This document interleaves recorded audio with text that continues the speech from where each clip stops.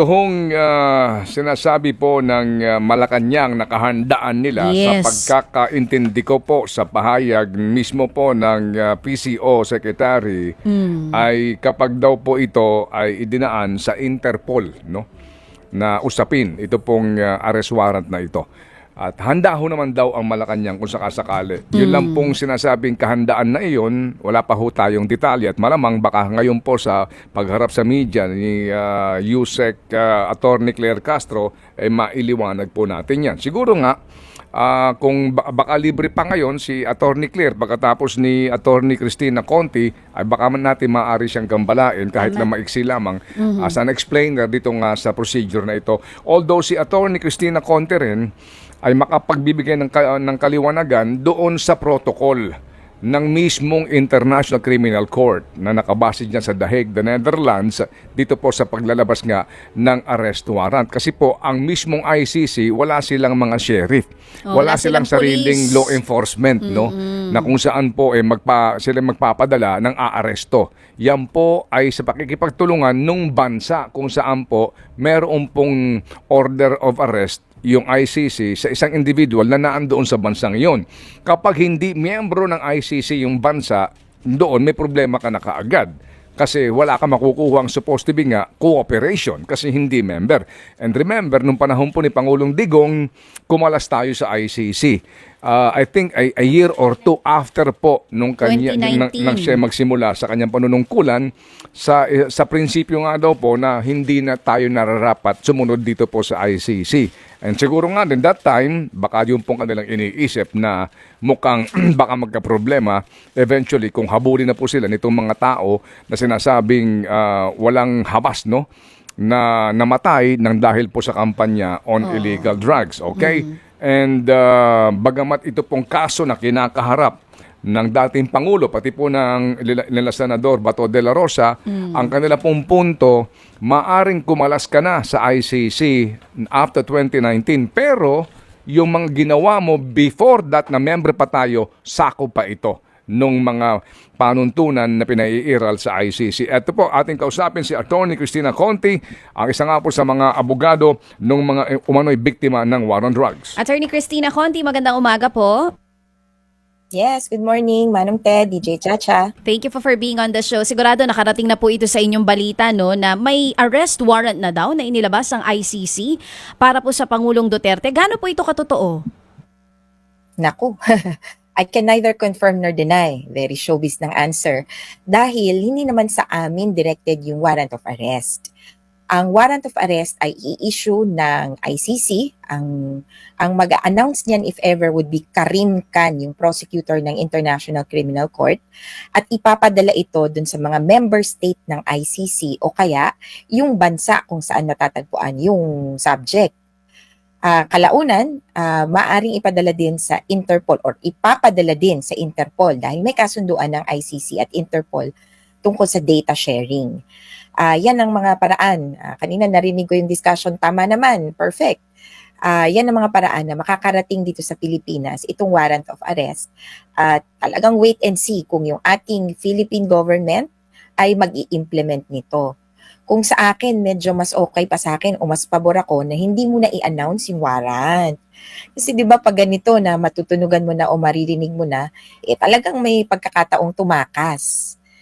Kaya yung diwa talaga ang esensya ay dapat confidential or secret. Yung request for or issuance ng warrant at yung execution na lang o yung implementation, dun na lang nagkakaalaman. Attorney Cristina, para lang mas malinaw sa atin, itong ganitong klase ng arrest warrant, saan po ba ito idinadaan dapat? Kasi sa mga pahayag, sinasabi, tama daw po ba? Dito ang sinasabi, dapat sa DFA idinadaan ito?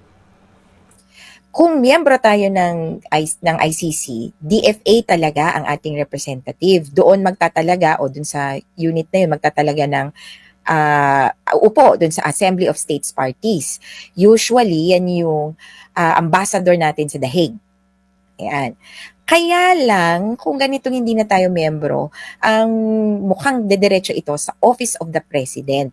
At siya ang magbibigay nito on a need-to-know basis dun sa mga tao. At dahil ang warrant of arrest, ang nakalagay naman dyan to all law enforcement officers. Hindi yan directed against the general public. Hindi siya announcement per se.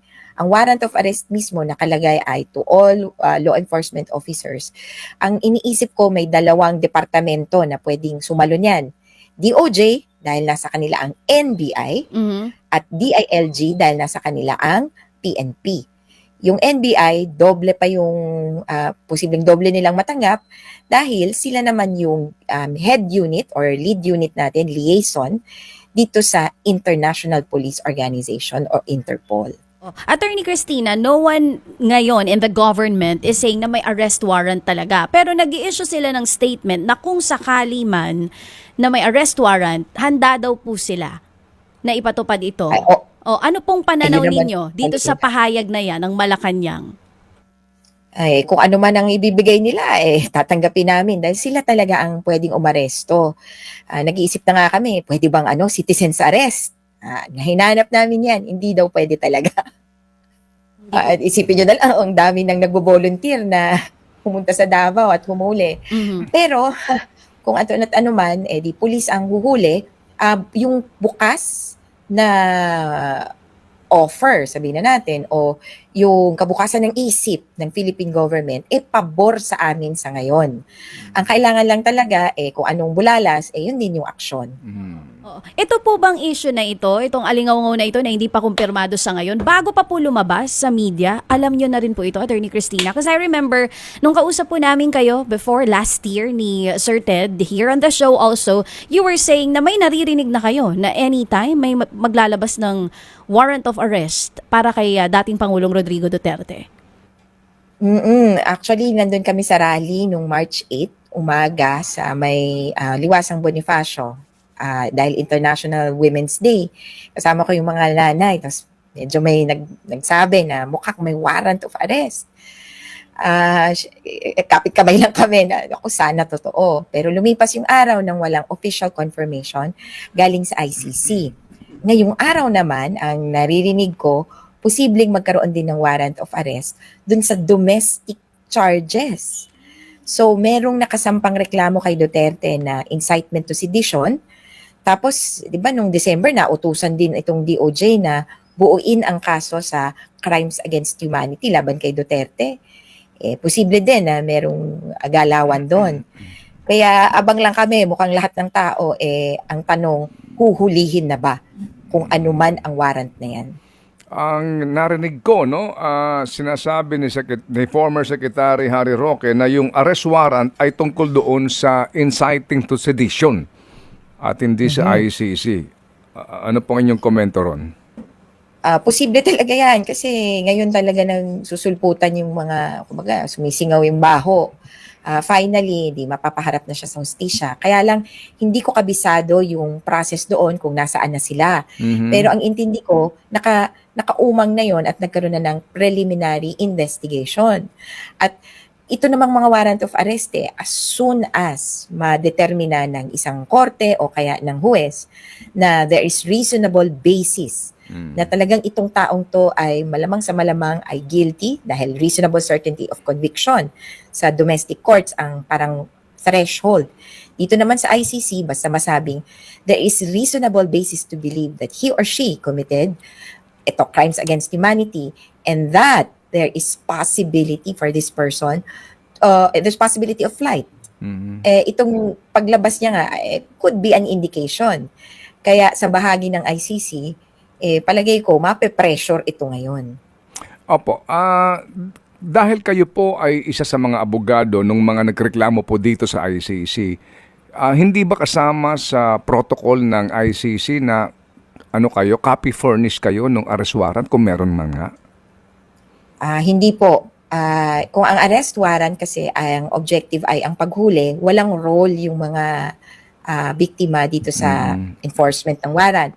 Sa investigation stage, medyo maliit lang din yung role ng mga biktima kasi ang tanging gawain namin ay dapat mag-submit ng ebidensya na isubmit na namin yun nung panahon ng preliminary examination.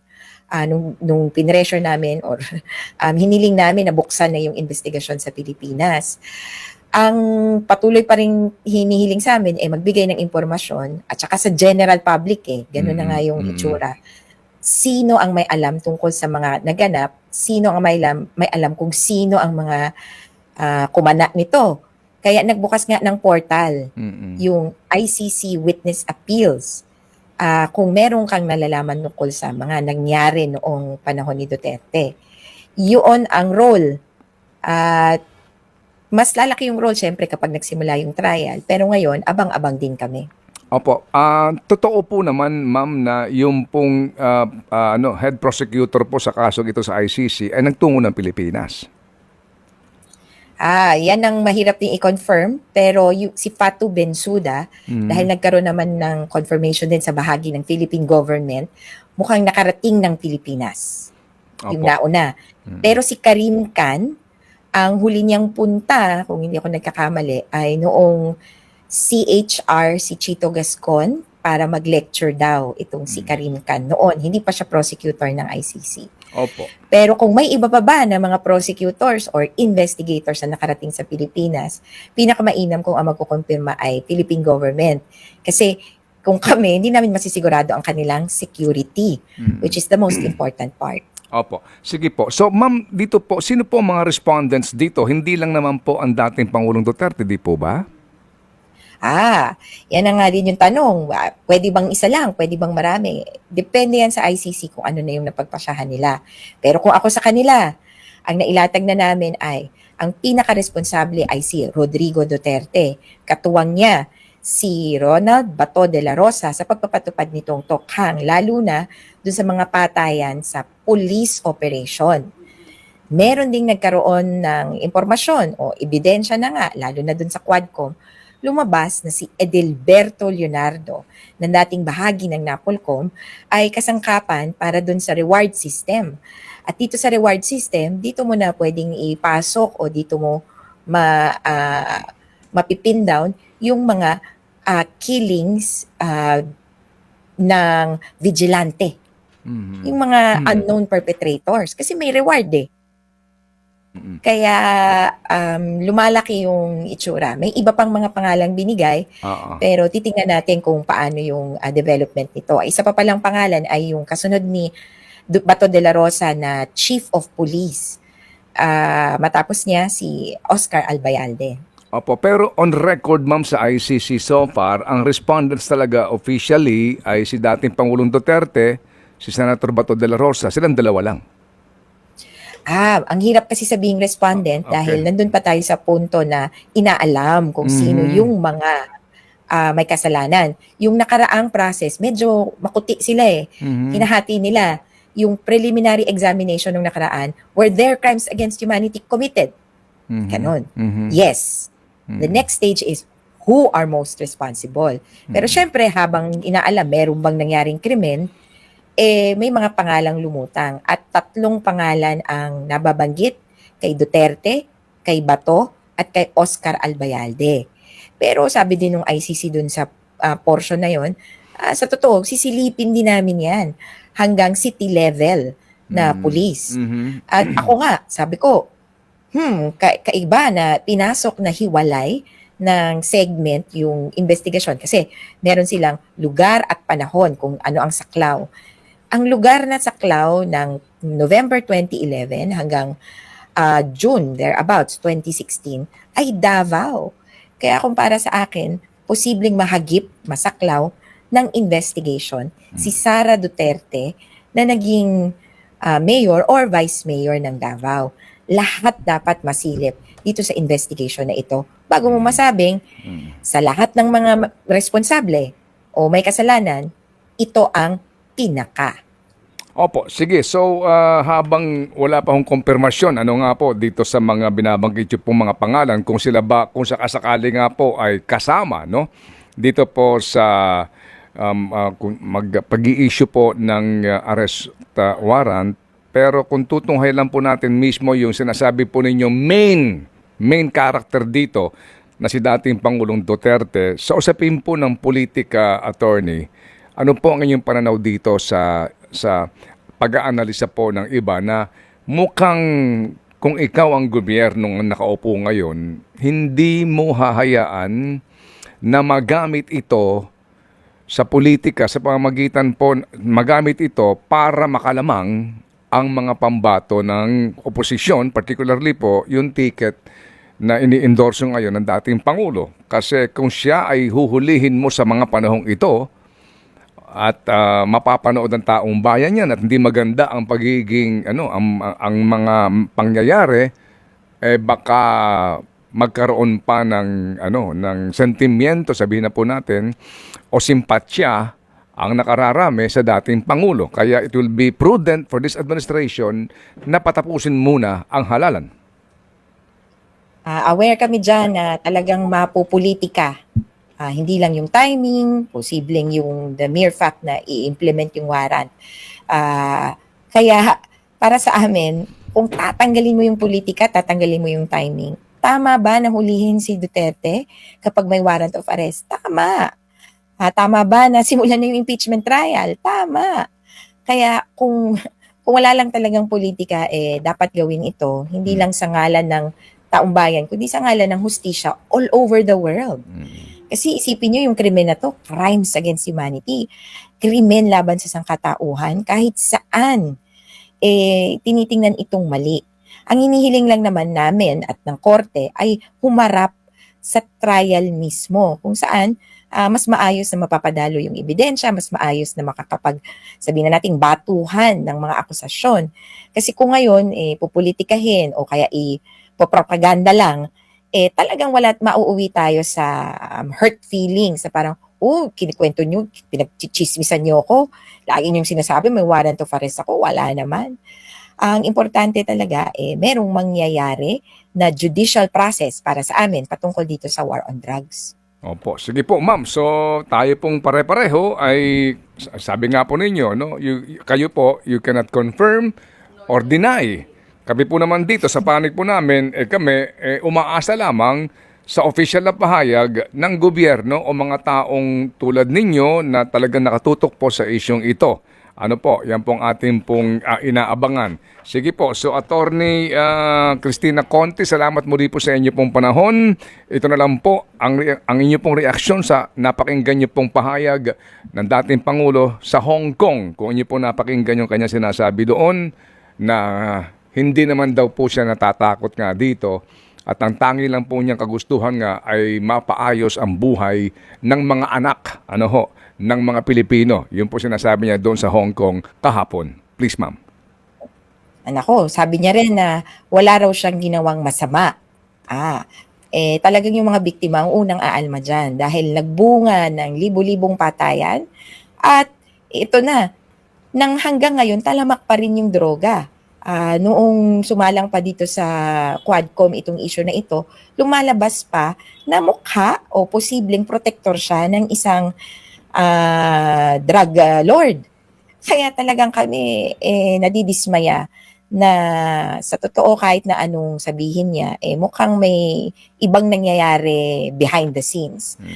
Disilusyonado na kami dito kay Duterte at hindi na kami naniniwala sa mga pinagsasabi niya dahil kung gaano pa sabihin na natin na kaputi ang kanyang budhi, yung actions niya at yung bunga ng mga sinasabi niya, hindi ko nga masabi na napakaganda ng kanyang napakabulaklak ng mga kanyang salita kasi mahilig ding magmura.